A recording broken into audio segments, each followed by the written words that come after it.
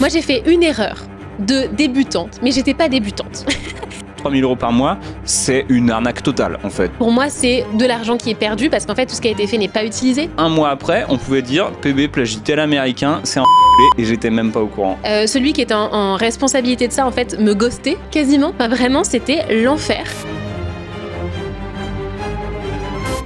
Bonjour et bienvenue dans le podcast Amour, Gloire et Business.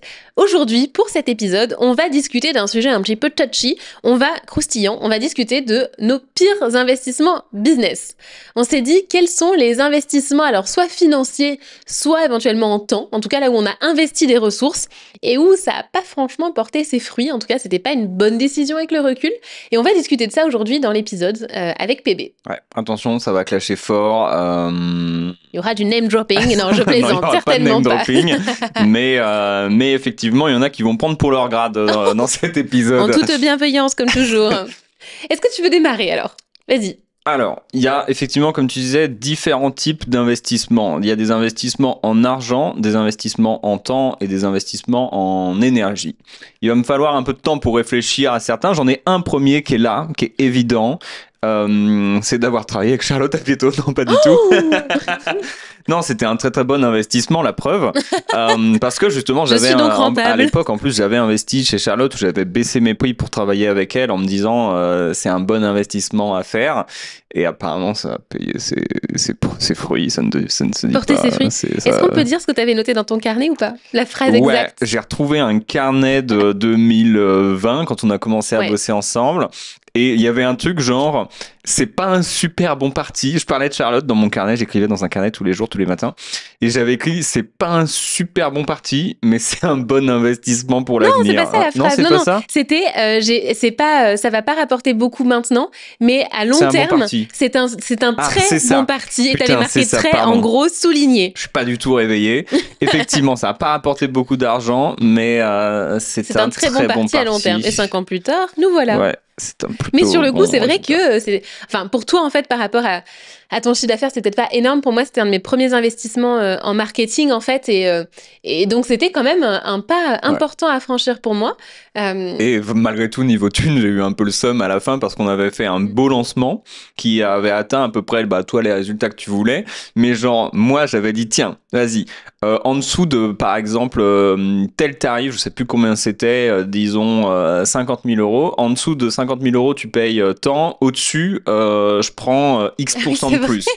Et on a fait genre le truc en dessous, genre 49 000 balles. J'étais là, putain, somme généralisée, quoi.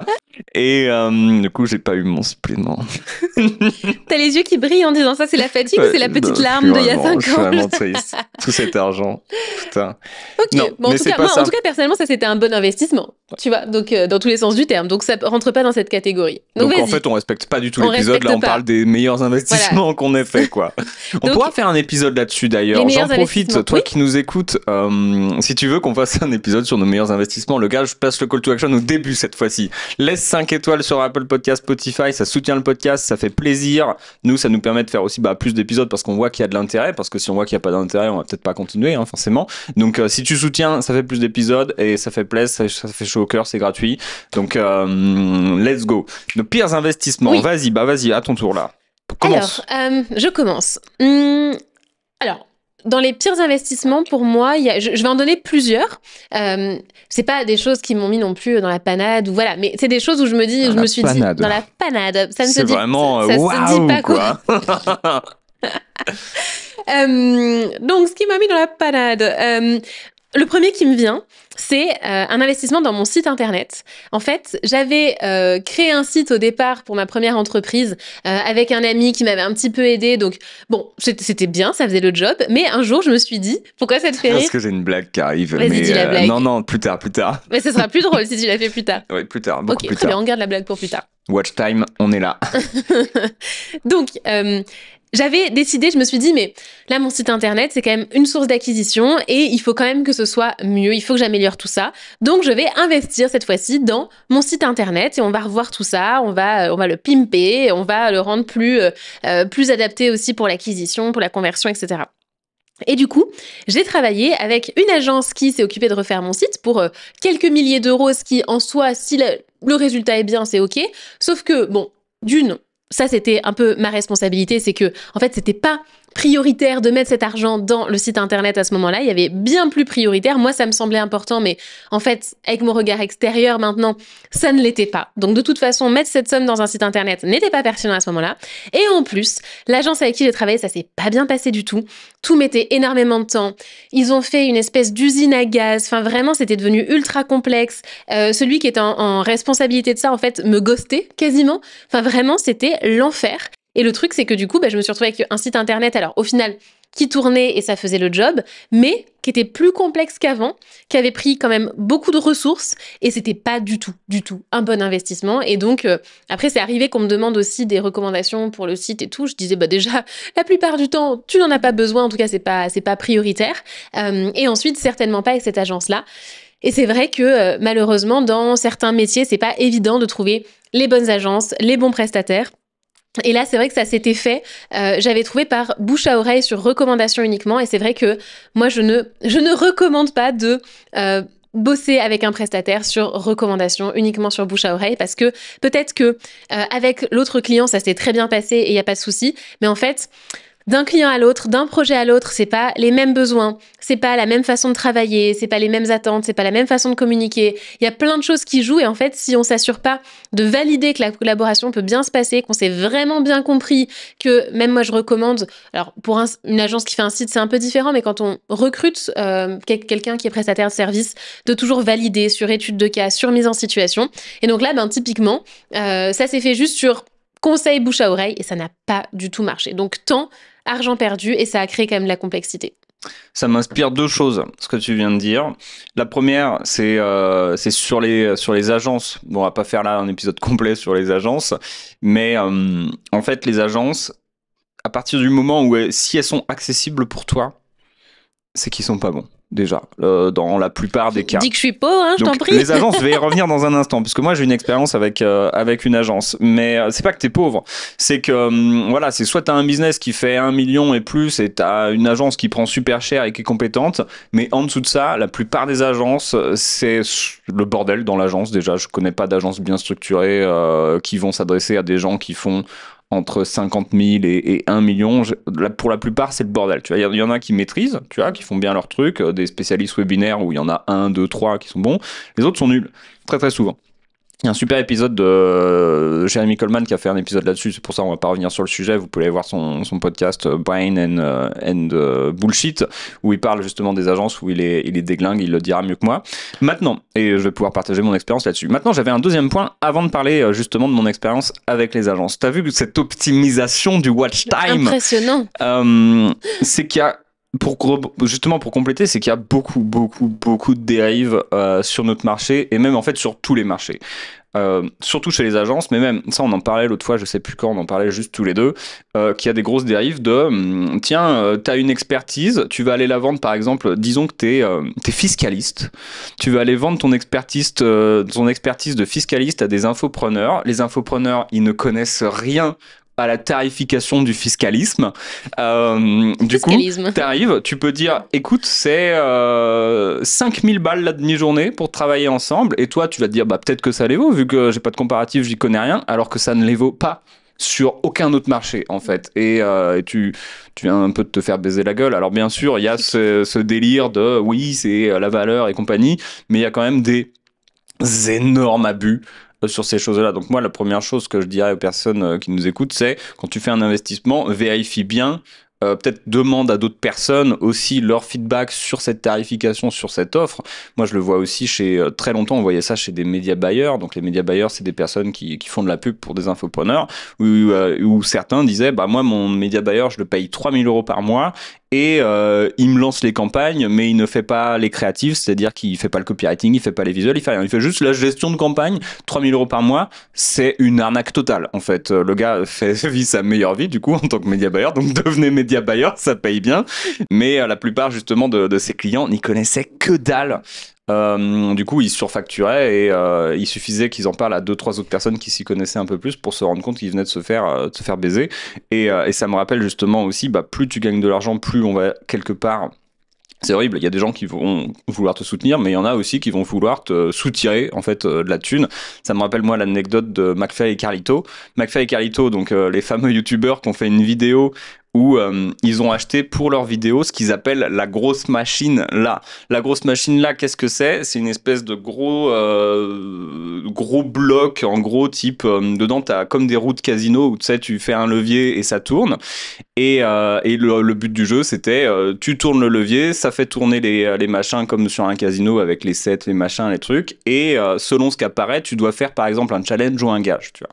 Ils ont payé cette boîte qui n'avait pas de mécanisme en fait. La boîte, tu tirais le bras, il se passait rien, qui n'avait aucun automatisme. C'était juste vraiment du bois, de la décoration et des trucs qui tournent. Et c'est tout. Ils ont payé ça 20 000 balles. Tout le monde leur est tombé dessus dans les commentaires en disant d'où vous avez payé ça 20 000 balles. En fait, eux se rendaient pas compte parce qu'ils savaient pas que ça valait pas ça. Et puis ils ont plein de choses à gérer. Tu vas pas vérifier les tarifs de tout. T'as une chaîne YouTube qui fait beaucoup d'argent, probablement. Je sais pas combien ils font, mais qu'en fait suffisamment probablement pour te le payer. Il y a le premier gars qui arrive qui dit, tu sais quoi, moi ta boîte je la fais, c'est 20K. Et eux ils disent ouais vas-y c'est bon t'inquiète. Et en fait a posteriori ils se sont rendus compte que c'était vraiment l'arnaque du siècle. Là ils l'ont fait gagner à un mec. Le gars avec un petit budget, il a tout automatisé et maintenant la boîte elle vaut vraiment plus d'argent quoi. Donc je sors un peu de notre sujet pour dire que effectivement si vous avez beaucoup de visibilité, que vous commencez à avoir beaucoup de visibilité, que vous montrez que peut-être vous gagnez de l'argent, faites attention à ce qu'on va essayer de vous vendre et demandez des feedbacks à d'autres personnes en fait avant de partir sur un investissement qui peut être vraiment à la con. Et je vais pouvoir parler des agences dans un instant, mais toi est-ce que tu as un autre exemple? Avec les agences, alors moi j'ai travaillé avec plusieurs prestataires en publicité. Et c'est vrai que je pense à une fois en particulier, une agence avec qui, enfin un prestataire avec qui ça s'est pas ultra bien passé dans le sens où, bah voilà, c'est ça, c'est ok, je pilote la campagne, mais en fait, il y a pas les visuels, il y a pas plein de choses, sauf que toutes ces choses-là, en fait, elles rentrent en compte dans le résultat final des publicités et de l'acquisition. Donc en fait, ça fait pas forcément le job, et en plus, il n'y avait pas de regard complet sur le business. Donc, il n'y avait pas le côté accompagnement stratégique. C'est vraiment, OK, moi, mes quelques KPI, mes quelques data à moi en pub, elles sont bonnes. Donc, c'est que je fais bien mon job et c'est bien pour ton business, c'est rentable. Sauf qu'en fait, quand tu prends la big picture du business, que tu regardes l'ensemble, en fait, tu te rends compte que ça tient pas la route, que c'est pas le plus pertinent, que ça pourrait être bien mieux fait, etc. Ce qui fait que moi, en tant que... moi, je m'y connais pas, en fait, là-dedans. Je j'ai pas d'expertise là-dedans, ce qui fait que c'est le risque, c'est que quand tu es un peu ignorant sur le sujet, une agence, n'importe quel d'ailleurs prestataire ou vendeur peut te vendre quelque chose, tu te rends pas compte que c'est pas ce qu'il faut pour toi ou alors que c'est pas fait de la bonne façon. Et c'est vrai que moi, sur les sujets à ce moment-là de gestion publicitaire, c'était totalement le cas. Donc, j'arrivais pas même à comparer en fait les agences et les propositions parce que je savais pas sur quoi me baser pour me dire ok, là, ça va être vraiment rentable, vraiment pertinent ou pas. Donc, effectivement, ça fait partie de mes mauvais investissements parce qu'en plus, du coup, il y a une partie de mes budgets publicitaires, je pense, qui n'ont pas du tout été optimisés, qui n'ont pas été bien pilotés, donc je saurais pas dire j'ai perdu temps. Mais je sais que c'était pas optimisé, donc j'ai forcément perdu de l'argent et que même par rapport à un moment au budget que je mettais en publicité versus ce que l'agence en fixe me coûtait, en fait, c'était pas du tout pertinent et j'avais pas forcément cette conscience-là. Par exemple, à un moment, je me souviens que l'agence me coûtait entre 1500 et 2000 par mois et en fait, moi, je mettais pendant un temps 1500 euros de pub par mois. Donc en fait, ça n'a pas de sens de fonctionner comme ça. Sauf que, eux me disaient rien par rapport à ça. C'était oui, on réduit les budgets pub, c'est ok. Mais c'est pas très correct. Et du coup, dans le coût final, j'avais pas forcément la conscience de vraiment ce que ça coûtait et que c'était pas du tout une bonne décision, en fait. Donc, quand on s'y connaît pas, si en plus on a un business qui fait quand même de l'argent, c'est vrai que, on peut rapidement, c'est pas se faire avoir dans le sens où on nous manipule, mais plus dans le sens où on prend pas les bonnes décisions. On n'est peut-être pas à l'écoute des bons critères aussi. Et je pense que aussi, on fait une erreur, c'est qu'on se base sur comment d'autres entrepreneurs choisissent leurs investissements. On voit qu'un tel qui est dans notre secteur ou un tel qui a plus de résultats investit là-dedans, bosse avec telle agence, avec tel prestataire, à telle organisation interne, telle équipe, etc. Et on se dit, du coup, moi, pour pouvoir avoir les mêmes résultats, je vais faire de la même façon. Vu que cette personne a un business plus gros, ça veut dire qu'elle est plus compétente, qu'elle a mieux compris le business et la vie, et donc je vais faire exactement comme elle. Sauf qu'en fait, ce n'est pas adapté nécessairement à notre business ou à notre stade de business. Et c'est là qu'on se retrouve à faire des investissements ou des choix d'organisation, etc., qui ne sont pas les bons en fait pour nous et là qui nous mettent à risque ou en tout cas qui nous font qui nous font pas optimiser nos ressources, quoi. C'est clair. Ça me rappelle que pour ça, on a un autre épisode du podcast où on parle justement des erreurs que font les personnes sur pourquoi ça marche pas. Donc, je t'invite à l'écouter juste après celui-là où on approfondit sur ce sujet. Maintenant, j'ai 2 autres exemples si tu veux. Allons-y. Est-ce que tu veux que je complète? Bon. 2 autres exemples. J'en ai un qui a été mon pire investissement. Vraiment, c'est le pire investissement que j'ai fait. Est-ce que je le garde pour la fin? Est-ce que je le dis tout de suite? Le watch time, il faut le dire à la fin. Le watch time, bon, vas-y, je le garde pour la fin. Non, il y en a un. Ok, avant le pire investissement, il y a un qui est le pire et le meilleur en même temps. Tu vois, je peux pas dire que j'ai perdu énormément d'argent, je peux pas dire que j'ai perdu énormément de temps parce que je suis un peu pixou, tu vois, je suis un peu sur mes sous, c'est-à-dire que pour les lâcher à quelqu'un, il va falloir me persuader, quoi. Et là, pour le coup, c'est un investissement qui a soutenu mon business, a soutenu ma personne, a tout soutenu, donc sur lequel je peux pas cracher, tu vois, c'était un mastermind à l'époque, mais qui en même temps m'a généré un niveau de stress incommensurable comme jamais j'ai été stressé dans mon business. Donc qu'est-ce qui s'est passé? J'ai rejoint un mastermind, en plus c'est le gars qui a un mastermind qui dit ça, donc je me tire une balle dans le pied. J'avais rejoint un mastermind du coup à l'époque à 24 000 balles l'année à peu près. Hors taxe. Et ouais, hors taxe ou TTC, je sais plus. Et du coup, moi, ça me coûtait plus de 2 000 euros hors taxe par mois, ce qui était un bel investissement. Et le truc, c'est que si je l'avais fait aujourd'hui avec le chiffre que je ferais, ce serait probablement OK, tu vois. À l'époque, ma boîte faisait 100 000 euros par an hors taxe quand je l'ai rejoint, ce qui est vraiment super limite. Et moi, avec le recul, je me dis que ils auraient pas dû me signer parce que c'était vraiment hardcore pour moi d'aller chercher cet argent et ça allait générer du stress en fait. Et on m'a signé quand même, j'y ai été. Moi, je suis très content de l'investissement derrière. Tu vois, on avait vécu des super moments dans ce mastermind, ça m'a beaucoup aidé. Justement, au moment où c'était vraiment méga la merde dans la boîte, j'ai été soutenu à ce moment-là. Néanmoins, décaisser plus de 2000 balles par mois quand ta boîte n'est pas en super santé, moi, ça m'a créé un stress de fou malade. Eux, c'est cool, ils ont été super arrangeants pour ensuite étaler plus les paiements à un moment où c'était chaud niveau trésor, tu vois. Donc, pour ça, c'est bien.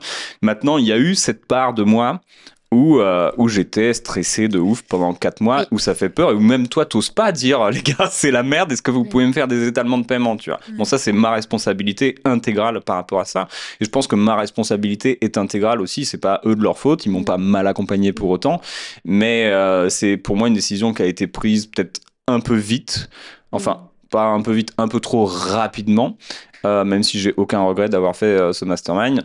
Je sais que c'est plus de 2000 euros par mois. Pour moi, ils auraient été décisifs à d'autres endroits. J'aurais pu payer 2000 euros de pub par mois, ça m'aurait sauvé les miches. J'aurais pu payer X ou Y prestataire, ça m'aurait sauvé les miches. Et en fait, là, à ce moment-là, c'était pas le meilleur investissement pour mon business.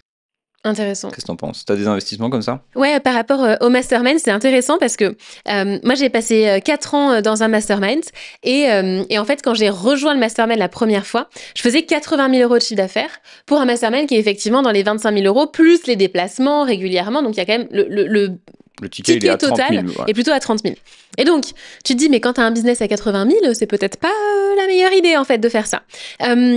C'était une bonne décision. En fait, je me dis pas que c'était un mauvais investissement, pas du tout, parce qu'en fait, grâce à ça, ça m'a permis de rentrer vraiment dans un nouveau monde business, passer à un autre niveau en fait dans mon business, aussi bien dans mes résultats que dans mon mindset aussi d'entrepreneur. En plus, dès la première rencontre, j'ai rencontré celui qui allait devenir mon associé. Donc en fait, sur mon ancien business, donc moi, ça m'a vraiment tellement apporté que je me dis c'était un investissement très risqué. Avec le recul, vraiment très très risqué. Je me dis, mais c'est fou que j'ai pris cette décision-là, avec le recul. Mais par contre, vraiment, ça a porté ses fruits. Par contre, là où je considère que c'était un mauvais investissement, pas un bon investissement, c'est la dernière année, le fait de refaire une 4e année. En fait, ce qui s'est passé, c'est que à ce moment-là, j'étais en train de finir mon précédent business. J'avais pas encore le nouveau business qui était vraiment défini. Et du coup, j'étais sur un espèce d'entre-deux où j'avais en plus un peu un sentiment de rejet, c'est un mot fort, mais un peu d'éloignement de la sphère business. En fait, je sentais que depuis toutes ces années, j'étais vraiment à fond, je connaissais tout le monde, je connaissais les stratégies, j'étais toujours vraiment très à jour et très au fait et très entourée. Et là, je ressentais au contraire le besoin de m'isoler, le besoin d'être dans ma bulle, de prendre du recul par rapport à tout ce que j'avais expérimenté, tout ce que j'avais entendu, appris, etc. Et en fait, je me suis dit, bah là, j'ai plus besoin d'avoir une année dans mon coin. Je pense que c'est bon, j'ai assez de compétences, d'expérience, de réseau, etc. pour ne pas avoir besoin d'un mastermind une année de plus. Et en plus, comme je suis en train de redémarrer quelque chose de nouveau, bah c'est pas forcément pertinent d'aller remettre ce prix-là dans un mastermind. Alors après, en termes de trésor, c'était pas un souci du tout, mais voilà. Sauf qu'en fait, j'ai re-signé pour la 4e année un peu par peur, donc ça partait pas du bon espace. Il y avait déjà la peur de revenir sur un engagement parce que j'avais déjà dit que je referais encore une année. En fait, c'est tout bête, mais j'ai pas vraiment osé revenir sur cet engagement. Pourtant, d'habitude, j'ai pas de difficulté à dire non à machin. Et là, je sais pas, il y a un truc qui s'est passé. Et aussi, donc je pense que l'explication, elle est là. C'est qu'il y a eu la peur de ne plus être dans la team. Tu vois, il y avait un truc de la FOMO, la fear of missing out, de si je suis plus dans ce groupe-là, si je suis plus dans ce cercle d'entrepreneurs, j'ai peur de plus être dans le game, quoi. J'ai peur de un peu pas qu'on m'oublie, mais de plus être au fait des choses et en fait de péricliter dans mon business et moi-même.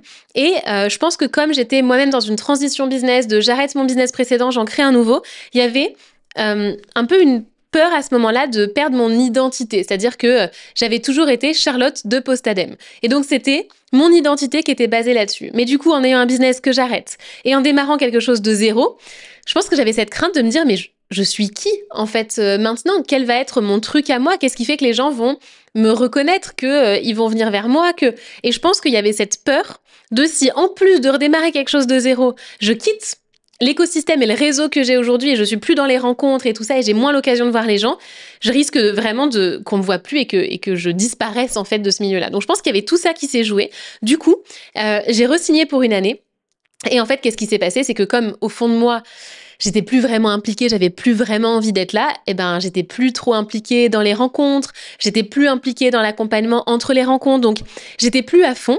Et donc quand on n'est pas impliqué nous-mêmes dans un programme d'accompagnement, en fait, on n'en tire pas vraiment les bénéfices. Parce que oui, bien sûr, il y a la qualité du programme qui compte dans les résultats qu'on a, mais il y a l'implication et l'engagement qu'on met dedans. Si vous êtes dans un programme qui est excellent, mais que vous partez du principe que c'est pas assez bien, vous partez du principe que vous avez d'autres priorités, ou vous partez avec, en tout cas, des limitations, des croyances et peut-être parfois un peu une mauvaise foi ou une mauvaise énergie. En tout cas, c'est pas forcément mauvaise foi, mais c'est une mauvaise énergie. Qu'est-ce qui va se passer? C'est que vous aurez pas les résultats. Vous allez pas en bénéficier. Et c'est un peu ce qui s'est passé pour moi, c'est que j'étais pas vraiment dedans. En plus, comme j'étais en reconstruction, je voulais pas être influencée par ce que faisaient d'autres entrepreneurs avec un business plus gros, vu que moi, il fallait que je reparte de stratégies plus simples pour redémarrer de zéro. Donc, j'étais pas vraiment dedans. Et donc, au final, c'était pas un montant très bien dépensé à ce stade-là, en fait, de ma vie et de mon business. Alors quand même, l'avantage, c'était un bon investissement. Parce qu'elle dit ça, mais elle dit pas tout. Non, le petit moment croustillant quand même, c'est que c'est grâce à ce mastermind qu'avec PB, on s'est mis ensemble. Parce qu'en fait, donc on se connaissait depuis 5 ans, on était amis depuis 5 ans, meilleurs amis depuis 5 ans. Et en fait, c'est lors d'une rencontre de ce mastermind qu'on a eu une discussion et où on s'est dit, mais en fait, pourquoi est-ce qu'on n'est que amis? Pourquoi on n'est pas en couple? C'est la version très très courte parce que c'est pas l'objectif de cet épisode. Mais s'il n'y avait pas eu cette rencontre mastermind et un peu ces événements-là, est-ce que ça se serait fait? J'en ai aucune idée, mais en tout cas, c'est lors de ce mastermind que du coup, on s'est mis en couple ensemble. Et donc ça, c'était la meilleure décision. Et donc, ça vaut bien 25 000 euros. Bien 25 000 balles. Hein. Est-ce que je vaux 25 000 euros? Oui, n'est-ce pas? Au moins. Au moins. Bon, ça va. Donc au final, ça reste un bon investissement pour cette raison-là, quoi. C'est juste. Est-ce qu'il y a t'as d'autres choses en tête avant que... J'en ai 2. T'en as 2 encore? J'en ai encore 2, mais sur d'autres sujets. Ok.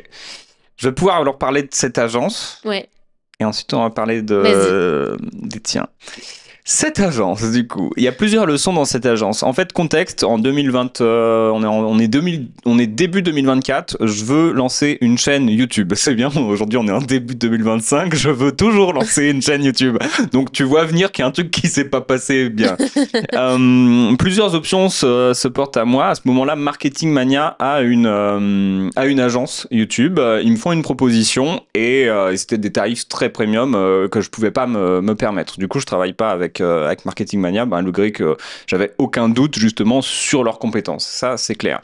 Mais du coup, moi, je me suis dit, bon, c'est trop cher, je vais aller chercher moins cher. Déjà, première erreur, j'ai été chercher quelqu'un qui me proposait 10 fois moins cher, littéralement. par rapport à l'engagement que ça allait impliquer chez Marketing Mania. Donc, je prends 10 fois moins cher chez quelqu'un d'autre. Et au début, bon, ça se passe à peu près bien. Donc, je démarre avec cette agence. Je sais plus, j'ai un prépaiement de 1500, 2000 euros, je sais plus exactement. On attaque comme ça. Et en fait, il devait m'accompagner sur vraiment, on t'aide à trouver des sujets, on t'aide à trouver les sujets des vidéos YouTube, on t'aide à les écrire, même on les écrit pour toi, et c'est parti. Et en fait, ce qui s'est passé, c'est que, alors j'ai pas perdu d'argent, puisque moi, je vais expliquer pourquoi, mais à la fin, je leur ai dit, ok, ça va pas du tout, en fait, c'est impossible de faire ça. Ils m'ont proposé, ok, on arrête, on te rembourse ce que t'as payé, et pour ça, on est reparti bons amis. Maintenant, moi, j'ai perdu 3 mois de mon temps avec cette histoire, et toute envie de relancer une chaîne YouTube à ce moment-là. Donc pour moi, ça c'est vraiment le pire investissement. En fait, qu'est-ce qui s'est passé? Et là, il y a une leçon, c'est qu'il faut faire très attention quand on travaille avec soit des prestataires, soit des agences. Le premier élément, c'est que techniquement la personne qui faisait des vidéos, c'est moi qui faisais son taf, puisqu'il me fournissait des scripts où il y avait des fautes partout. Donc voilà ce qui se passe quand tu payes 3 fois moins cher ou 10 fois moins cher que quelqu'un qui est compétent. T'as des fautes partout, mais vraiment genre il y a des mots, c'était juste tu voyais que ça avait été écrit genre putain, je suis sur les toilettes, faut que ça aille vite, tu vois. Il y a des mots qui n'existait pas dans la langue française en fait. Donc t'as ça. D'un autre côté, t'avais moi qui enseignais en fait à la personne son taf, puisque YouTube, ça fait un moment que je me penche sur le sujet. Je sais que il faut ouvrir ce qu'on appelle des open loops justement pour maximiser le watch time. T'annonces quelque chose au début de l'épisode, tu fais en sorte que ça arrive jusqu'au milieu, mais qu'ensuite, juste avant le milieu, t'as annoncé autre chose pour que ça dure jusqu'à la fin, tu vois, pour maintenir l'attention, comme je l'ai fait dans ce podcast. On est là. Tu fais ça, et ça c'est moi qui devais lui dire de faire toutes ces choses-là. Tu vois, et c'est moi qui devais aussi dire, mais là, il n'y a pas de tension en fait au début de la vidéo, il se passe rien, on se fait chier. Bref, c'est moi qui disais à la personne quoi faire, donc je me dis quand tu délègues, c'est pas comme ça qu'on fait. Mais admettons, tu vois, ça c'est tu travailles avec un mauvais prestataire, ça arrive. Là où moi j'ai dit que c'était pas possible, et là où les gens doivent vraiment faire attention, c'est que du coup ils me fournissent des scripts, bon je les trouve nuls, mais je me dis bon on va peut-être essayer de broder à partir de ça, tu vois. Et un soir je me fous sur le script, je fais de la recherche, donc c'était une vidéo sur un angle spécial Pepsi versus Coca on va dire, et je fais des recherches et je regarde des vidéos américaines un peu sur le sujet, sur cet angle-là, pour voir un peu, en faisant des recherches, que disent les gens, quelles informations ils ont que j'ai pas, bref, pour mettre de l'eau à mon moulin, quoi. Et je me rends compte, en regardant une, je me dis, tiens, c'est marrant ce qu'il dit, j'ai l'impression de l'avoir déjà entendu. Et puis ça aussi, et puis ça aussi, et puis ça aussi, et puis ça aussi. Et puis je regarde la fin, et mot pour mot, mais vraiment mot pour mot, parfois il y avait même des blagues où c'était, ah tiens, machin, on t'a vu, tu vois. C'était dans mon script et la version anglaise existait déjà. C'est-à-dire qu'il y avait quelqu'un qui avait pris un script d'une vidéo américaine, qu'il avait copié-collé, traduit et c'était mon script en fait. Ou en tout cas des bonnes grosses parties du script. J'ai pas tout analysé, mais en tout cas quand tu vois que toute la fin c'est le même propos, mot pour mot, tu te dis je viens de me faire baiser en fait. Et donc pur plagiat, sans que je sois au courant. Ce qui me fait dire deux choses. Un, faites attention quand vous travaillez justement avec des prestataires qui soient bien fiables. Et deux, quand quelqu'un est accusé de plagiat, parfois c'est même pas sa faute, quoi. Et c'est ça le pire. C'est que si j'avais fait la vidéo en me disant ok, très bien, c'est bon, je veux rien savoir, je tourne le truc. Un mois après, on pouvait dire PB plagie tel américain, c'est un enculé, et j'étais même pas au courant. Et ça me rend fou en fait. Et c'est pour cette raison, moi là j'ai dit à l'agence, écoute, là il y a plagiat, donc ça va pas le faire du tout.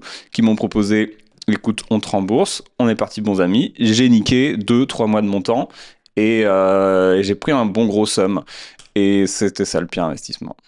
Ça, c'est clair. Et puis, même en énergie, en frustration, parce que ça t'avait vraiment agacé. Et quand t'as l'impression de te faire prendre pour un uluberlu, parce que moi, je dis pas de gros mots. Un uluberlu. C'est ça. Et ben, en fait, c'est encore plus frustrant, quoi. C'est ça. D'ailleurs, pour la petite anecdote, cette agence-là, c'était aussi agence marketing pour d'autres choses. Et un jour, j'ai vu une page de vente qui ressemblait étonnamment à la mienne de Side Project. Et j'en avais discuté avec l'entrepreneur qui donc était la fondatrice qui avait cette page de vente. Et je lui ai dit, ça ressemble quand même beaucoup. Si on regarde les deux, il y a les mêmes choses.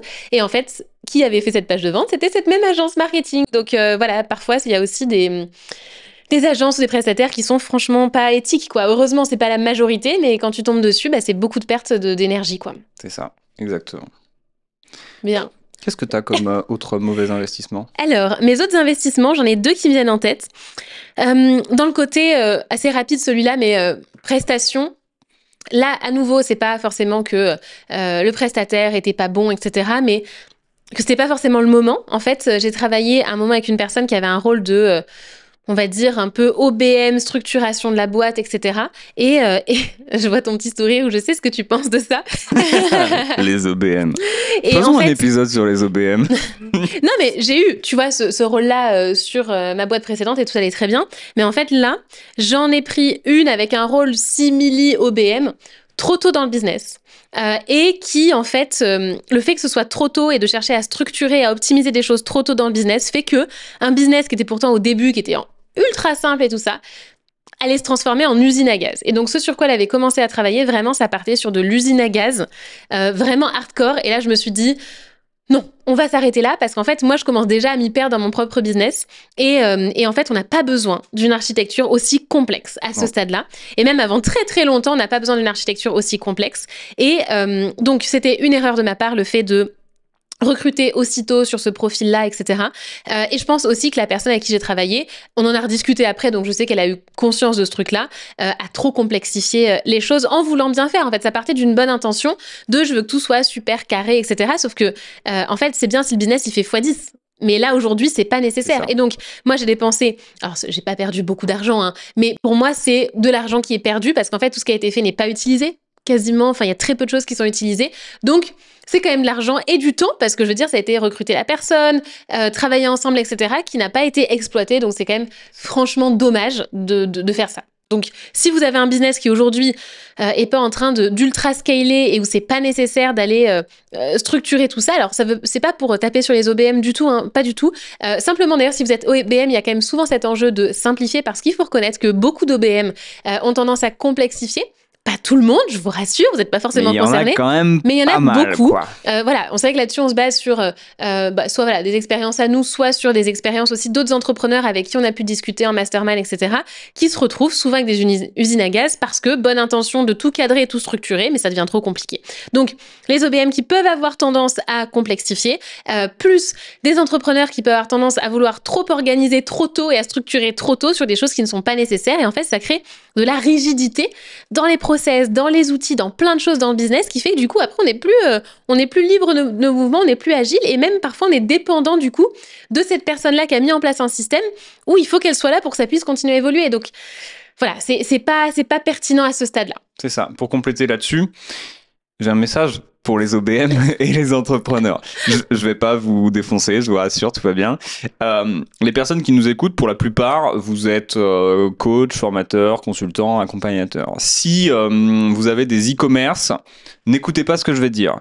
Si vous êtes dirigeant d'une boîte dans le BTP, n'écoutez pas ce que je vais dire. Tous les autres, c'est pour vous. Et les chirurgiens, les aviateurs, ils peuvent écouter ou... Bah ça, ils sont employés, donc ça compte pas. Moi, j'aime bien donner des chiffres et souvent, je me dis que en dessous de 500 000 euros, voire vraiment déjà 500 000 euros, c'est vraiment la masse basse d'un business. Et si c'est de bordel à 500 000 euros, faut revoir des choses dans le business. Mais on va dire, avant 800 000 à 1 million d'euros, il n'y a pas besoin d'OBM. Ça, c'est pour les entrepreneurs. Vous avez besoin de simplifier ce que vous faites et d'en faire moins. Dans 90% des cas. Il y a toujours 10% d'un peu de différence, ou par exemple, sur Postadem, il y avait beaucoup d'offres, beaucoup de choses. S'il y avait plein de programmes de coaching, peut-être qu'à 500 000 balles, il fallait quelqu'un pour structurer. Mais pour la plupart, vraiment, c'est une question de simplification. En dessous de 500 000 à 1 million, disons 800 000 pour la moyenne, vous n'avez pas besoin d'OBM. 90% d'entre vous. Il faut simplifier le business. Les OBM, ça c'est mon message pour vous. Arrêtez de cibler des clients qui font moins de 500 000 ou 800 000 euros en fait. Rendez-vous service, rendez-nous service. Ces gens n'ont pas besoin de vous. C'est tout. Vraiment, j'insiste là-dessus. Peut-être, je sais pas si tu es d'accord avec moi, mais j'ai un petit truc à dire. 90% d'entre eux n'ont pas besoin de vous. Ils ont peut-être besoin de vous pour simplifier le business, mais pas pour structurer des trucs et faire des tableaux Notion dans tous les sens, en fait. Ouais. Si vous vous retrouvez avec quelqu'un qui fait 500 000 balles et qui a une équipe une équipe marketing, une équipe de coach et, je sais pas, une équipe, on va dire, comptable. Déjà, cette personne a beaucoup trop de personnes dans son équipe pour 500 000 balles. Normalement, pour moi, 500 000 balles, tu tiens à 5, 10 grand max si tu as beaucoup de coachs, en fait. S'il y a plus que ça, il y a un problème dans ta boîte. Donc vraiment, les OBM, je dis c'est pas ça pour vous chier à la gueule, hein, pardon pour mon langage, mais vraiment, rendez-vous service. C'est pas les meilleurs clients à qui vendre. En plus, ils vont avoir des budgets claqués au sol. Et ce sera pas les gens à qui vous apporterez le plus de résultats. Donc, ciblez des gens qui font beaucoup plus d'argent et qui ont vraiment les problèmes que vous allez résoudre. Moi, je pense que pour compléter ça, je te rejoins en fait.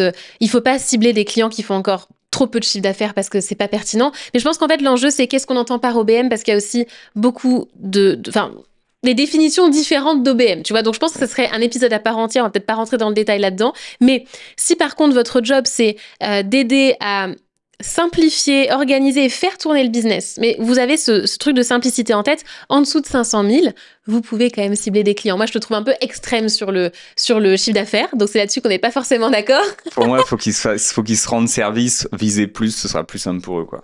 Voilà, oui, bien sûr, mais en tout cas, côté entrepreneur, pour moi, ça fonctionne en dessous. Par contre, il faut vraiment que ce soit très très clair sur cet enjeu de simplicité et que si vous êtes OBM et que vous avez l'habitude de faire des business à 800 000, 1 million, si votre client il fait 200, 250 000, ne faites pas la même chose pour ce client-là. En fait, je pense que c'est surtout ça, plus que le minimum de chiffre d'affaires. Donc moi, je suis plus flexible là-dessus pour le coup, mais au moins on n'est pas d'accord. Ça met un peu le piment dans ce podcast, sinon on est toujours d'accord, on s'ennuie. C'est vrai. T'as un dernier avant de conclure, mais Ouais. juste avant, après tout le monde va dire que c'est toujours moi qui fais les appels à l'action parce que je suis le marketeur. Est-ce que tu veux inciter les personnes à faire quelque chose sur Apple Podcast et Spotify? Mais je vais faire comme PB Ponce alors. S'il vous plaît, est-ce que vous pourriez nous mettre 5 étoiles? Appel à l'action. Si ce podcast, je vais faire comme toi, est-ce que je le fais en mode ASMR comme dans l'autre épisode ou est-ce que je le fais à une voix normale? Voix normale. Si l'épisode vous plaît, si ça vous aide pour votre business et si vous avez envie de soutenir le podcast pour qu'il puisse continuer, parce que si on parle dans le vide, on ne va pas continuer. Donc, on n'a pas besoin que vous soyez des centaines de milliers, mais en tout cas, que vous soyez suffisamment à être là et à être content et à trouver de la valeur là-dedans. Si ça vous plaît, mettez 5 étoiles sur les plateformes sur lesquelles on est. J'ai plus les noms en tête, mais mettez 5 étoiles partout. Mettez-nous des petits commentaires. Voilà, on sera ravis de pouvoir lire ça et de continuer le podcast. Exactement. Est-ce que c'était un bon appel à l'action? C'était un super appel à l'action. Yes. Du coup, mon dernier exemple pour finir cet épisode sur les pires investissements. Moi, j'ai fait une erreur de débutante, mais j'étais pas débutante. Cette erreur de débutante, ça consiste à créer un produit, à investir dans un nouveau produit avant de l'avoir lancé. Et j'ai fait ça notamment 2 fois sur ma précédente société. Il y a 2 produits, donc 2 formations que j'ai créées, enfin qu'on a créées avec l'équipe, mais c'était ma responsabilité bien sûr, qu'on a créé en se disant « Ah, mais là-dessus, il y a de la demande, les gens nous le demandent sur les emails, etc., le SAV. On sait qu'il y a un besoin, on sait qu'il y a de la demande, donc on va créer le produit, on fait appel à un formateur externe, on fait quelque chose de travailler, etc. Donc moi, j'investis là-dedans parce que je paye le formateur qui crée le produit, je paye l'équipe qui gère tout le projet, le marketing, je passe du temps sur le copywriting, la page de vente des emails, enfin vraiment on fait tout le projet sans avoir testé encore l'offre. C'est-à-dire qu'on ne sait pas encore si ça va réellement se vendre. Donc, sur le papier, les gens nous disent « Ah ouais, moi ça m'intéresse, j'ai besoin de ça », mais on ne sait pas s'ils mettent de l'argent pour ça. Il y a une différence entre « Oui, ça m'intéresse, j'ai ce besoin » et « Ok, je sors ma carte bancaire pour ça ». Et ça s'est passé à 2 reprises sur 2 produits où j'ai investi plusieurs milliers d'euros dans ce projet-là pour lancer un produit qui n'a pas bien fonctionné. C'était pas du tout des best-sellers. Alors, j'ai quand même rentabilisé. On va dire, j'ai retrouvé ma mise parce qu'on a quand même fait suffisamment de ventes pour ça, mais sans faire un gros bénéfice dessus, et c'est des offres qui se sont jamais véritablement bien vendues. Et donc, si j'avais évité cette erreur de débutante, et si j'avais validé mon offre avant de créer le produit, de faire tout le marketing poussé, etc., je n'aurais pas lancé ces offres-là, ces produits-là. Donc ça, c'était vraiment une perte d'argent déjà, et une perte de temps parce que, ok, j'ai récupéré ma mise, certes, mais tout le temps qui a été passé par moi et par l'équipe sur ces projets qui n'étaient pas les plus rentables, c'est du temps qu'on n'a pas passé sur des projets beaucoup plus rentables. C'est du temps qu'on n'a pas passé sur les offres best-sellers qui se vendent le mieux. C'est pas le temps qu'on a passé sur le marketing pour améliorer tout ça. Et du coup, PB est en train de faire des bisous à la caméra pendant que je parle, c'est un plaisir. Et du coup, ça a été perte d'énergie, de temps, etc. Et même pour l'équipe, en fait, c'est pas très motivant quand il y a un projet qui fonctionne pas bien, une offre qui se vend pas bien, donc c'est pas quelque chose que je referais. Donc erreur de débutante qu'on peut refaire, et je connais des entrepreneurs aussi plus avancés que moi qui ont refait ce genre d'erreur-là. Toujours, tester, lancer avant de produire, tester dans la vraie vie, pas juste sur le papier, avant d'investir dans une nouvelle offre, etc. Donc voilà, moi je finirai avec cet exemple-là. Très bon exemple. Chouette. On a globalement fait le tour de tous nos meilleurs investissements, n'est-ce pas ? Voilà. Quel est le mot de la fin ? Quel est ton mot de la fin ? Mon mot de la fin, c'est que de toute façon, quand on est entrepreneur, on prend des risques. De toute façon, quand on est entrepreneur, on a besoin d'investir. Donc, il ne faut pas avoir peur d'investir en se disant peut-être que ça va être un mauvais investissement. Il ne faut pas se dire je refuse d'investir parce qu'il y a un risque. Il faut plutôt se dire je sais que de toute façon, en tant qu'entrepreneur, je vais prendre plein de décisions. Je vais faire plein d'investissements dans le lot. Il y en aura des bons, il y en a des moins bons. Mon job, c'est de limiter le nombre de moins bons et de limiter l'incidence des moins bons. Et aussi de se dire, si je fais un mauvais investissement, c'est ok, ce qui va compter, c'est de m'en rendre compte le plus tôt possible, parce qu'il y a ça aussi, c'est que parfois, il y a un mauvais investissement, on le capte que 3 ans plus tard, et ça nous a coûté encore plus. Parfois, on s'en rend compte assez vite, alors oui, peut-être qu'on aura perdu un petit peu d'argent, un petit peu de temps, mais c'est pas très grave. Et là, il faut accepter de rapidement changer, revenir sur un engagement, revenir sur quelque chose juste pour limiter en fait les frais, limiter la perte le plus vite possible. Donc partez du principe en tant qu'entrepreneur que c'est votre job d'investir en vous, dans votre business, dans l'équipe, dans des projets, etc. Et de prendre des risques. Juste faites au mieux et de toute façon, quoi qu'il se passe, vous allez en tirer des leçons. Vous pourrez en faire des épisodes comme nous on le fait et ça va vous donner en fait j'ai envie de dire, ça va vous donner de l'épaisseur, en fait. Ça va vous donner de la matière et de l'expérience en tant qu'entrepreneur. Les entrepreneurs qui ne tentent rien, qui ne prennent pas de risques, qui ne font pas d'investissement, c'est pas des entrepreneurs qui vont se développer. C'est pas des entrepreneurs qui vont aller plus loin. C'est des entrepreneurs qui vont rester toujours un peu à jouer petit, à pas faire preuve d'audace, etc. Et en fait, qui vont stagner, qui vont un peu se flétrir dans leur business. Et c'est pas des entrepreneurs qui vont vraiment avoir de l'impact et faire des plus grandes choses. Et dites-vous aussi que tout ce que vous loupez, tous ces mauvais investissements, c'est aussi des retours d'expérience et c'est aussi ce qui va vous rendre inspirant en tant qu'entrepreneur. Si vous faites du contenu, si vous communiquez aussi sur vos coulisses, sur votre vie d'entrepreneur, c'est aussi matière à pouvoir inspirer et transmettre aux autres. Donc, il y aura de toute façon des bonnes choses à aller y chercher. C'était une conclusion très complète. Ça veut dire que c'était trop long. J'ai pas grand-chose à ajouter. Si, ce que j'ai ajouté, c'est vraiment, avant de faire aussi des investissements chez des prestataires, des choses comme ça, demander des feedbacks peut-être sur l'offre qui est faite. Surtout chez des prestataires, en fait, sur l'offre qui est faite. Sur des accompagnements, c'est un peu différent. C'est bien de demander du feedback aux personnes qui sont dans les accompagnements, justement, s'ils recommandent pas. Et c'est à peu près ça que je peux dire de façon plus pratico-pratique, quoi. Parfait.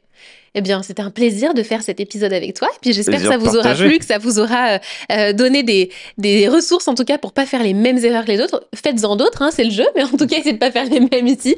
Et on vous retrouve prochainement pour un nouvel épisode. C'est ça. On vous fait des bisous. Des bisous.